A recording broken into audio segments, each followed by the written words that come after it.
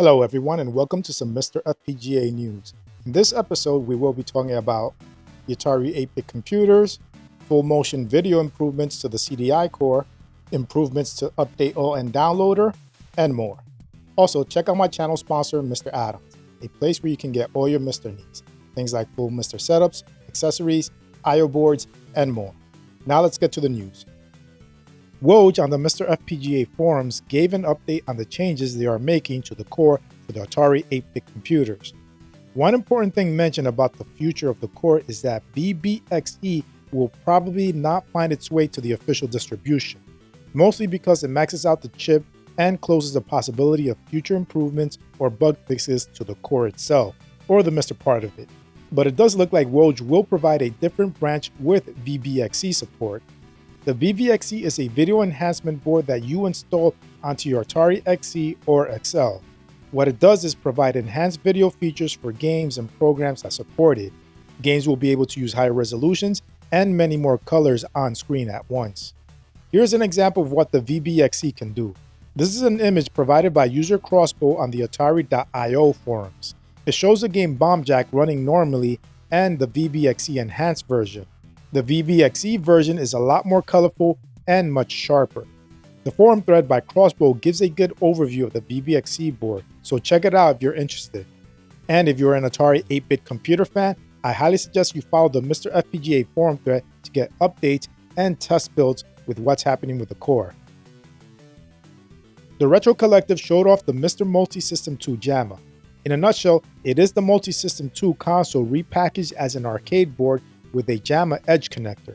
It's perfect for users wanting to incorporate a MiSTer FPGA setup in an arcade cabinet without having to purchase a DE10 Nano or clone board separately. It features an onboard audio amp, joystick and buttons connect directly to it like a normal arcade. It can also support analog controls like spinners and steering wheels. They state it should contain everything you might want for an arcade cabinet, all housed in one unit. They even showed off NFC support via the Zapparoo project. It's not available for purchase yet, but they will be dedicating an entire video on the JAMMA board in the future with more details. A new test build is available for the CDI core. Here are just some of the updates. All changes from mainline are part of the DVC branch. FMV YC-BCR conversion is now according to the BT601 standard. This will make colors slightly more saturated with this change. There's now additional system settings in the OSD, allowing you to disable the digital video cartridge, and you can also enable fast CD seek times. There is a note saying to use it at your own risk. Some IRQs were fixed and some were added that were missing before. A number of registers were added to satisfy the FMV driver in the ROM. Full motion video playback starting is no longer decided by the demuxer, but by the VMPEG ROM. In a previous build, I would have to manually press a button on the gamepad for new FMV to start playing, so this is a welcome change. There were also a lot of other fixes and updates that you can view on the MiSTer FPGA forum post. A later post included a new test core with more improvements to full motion video and other parts of the core. Hotego has released a new beta core for the Konami arcade game Running Gun. This is a pseudo 3D arcade basketball game. Since this core is in beta, it is available only to Patreon subscribers, but as soon as it is out of beta, it will be available to everyone for free. Another game has been taken out of beta and is now available for everyone to download. This game is a Surprise Attack, also by Konami, and it is an arcade action game. A later post by Hotego talked about some polishing that was done on the Run and Gun core, and it is now in a much better state. It was also mentioned that a future upcoming core will be for Caliber 50. The core is already booting to an error screen after just a few days of work. Caliber 50 looks to me to be a cross between Ikari Warriors and Mercs. The hardware that runs this game can also enable other games like Arbalister, Downtown, Metafox, Twin Eagle, and others.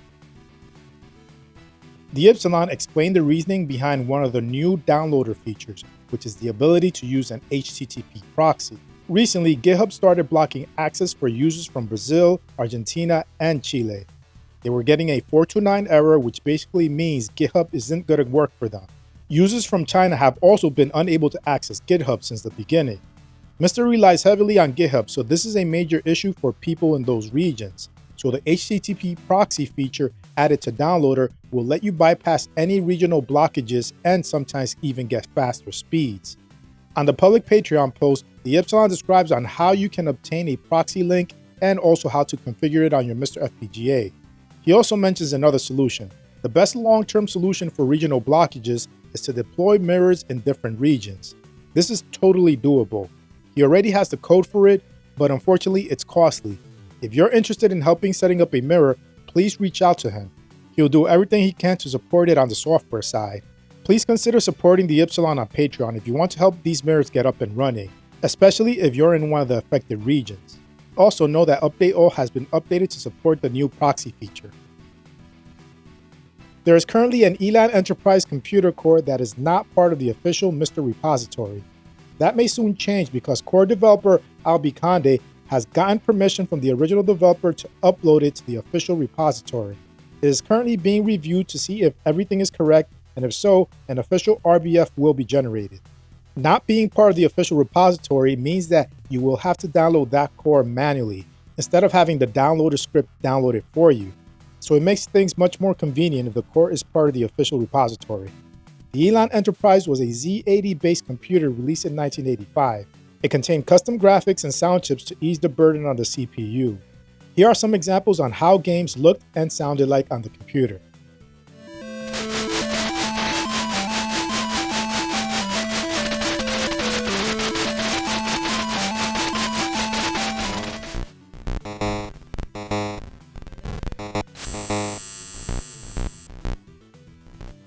You can follow the forum thread to get updates on the progress and how to use the core.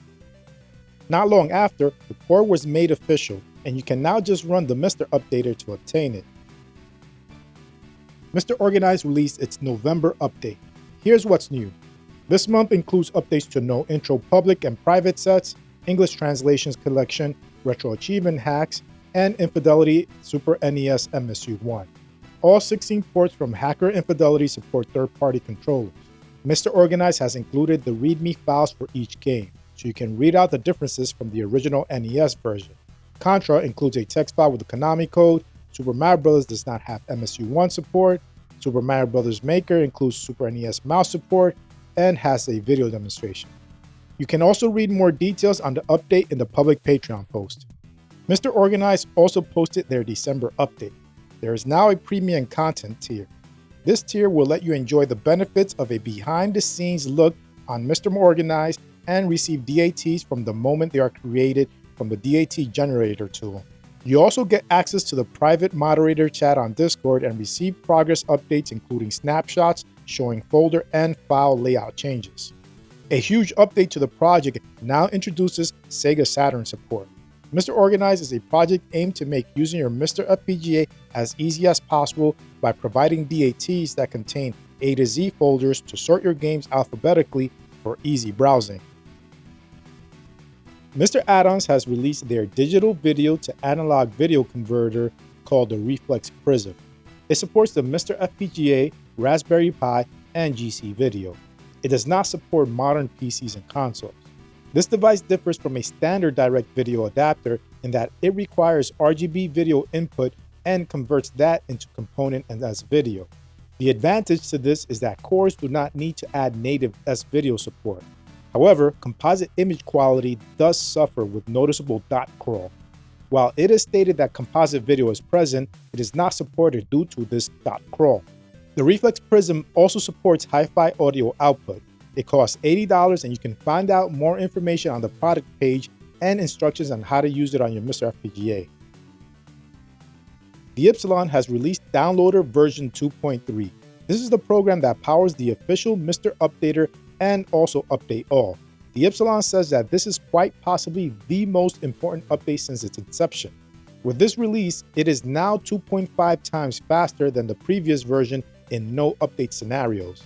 A proper multi-region NTP setup is now implemented, which will help countries like China. From now on, future work on Downloader will most likely be on new features and small refinements. There are some planned new features for the future too. Integration with the firmware UI is a planned update. This will display an icon right on the MiSTer menu to notify you whether there are updates or not. The Epsilon also talked about the possibility of generalizing Downloader so it can become a multi-purpose library for a wide range of platforms. I feel that Downloader will be a huge asset to any platform that may need it.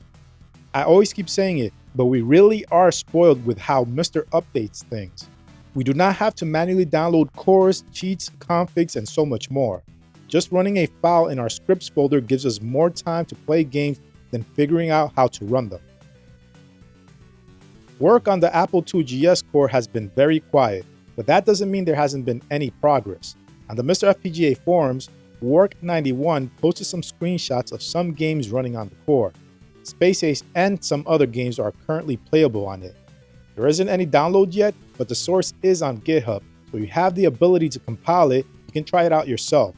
I'm not sure if the GitHub page has all the latest changes though.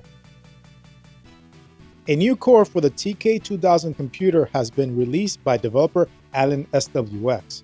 This core is based on an Apple II clone from Brazil. And other miscellaneous MiSTer fixes and updates include: Toya updated the arcade database with the following: all Title F2 games were added, and Hotego cores were updated to the latest. The Epsilon updated the distribution repo and added a MiSTer_example.ini file to the root to serve as a reference. It corresponds to the MiSTer.ini file from the main MiSTer repository that was committed in the same commit as the latest firmware release. The TI-9948 core was also updated. It fixed loading of legacy ROM files. This affects old 288k.bin cart ROMs. This core can now use a legacy ROM as boot0.rom and still specify custom system files via hardware menu. So that's it for this episode. I provided sources for all links in the description. Also, please support Sorge, the creator of the MiSTer project, and other MiSTer developers and contributors on support platforms such as Patreon and Ko-fi. Their hard work makes this amazing project possible. Also, check out RetroRGB.com to see my MiSTer news videos in blog form and to get more retro-related content. Anyway, I hope you enjoyed this video. If you did, please give it a like, and if you want to see more content like this, hit the subscribe button and its bell icon so you get notified of future videos. Thanks for watching, and I'll speak to you next time.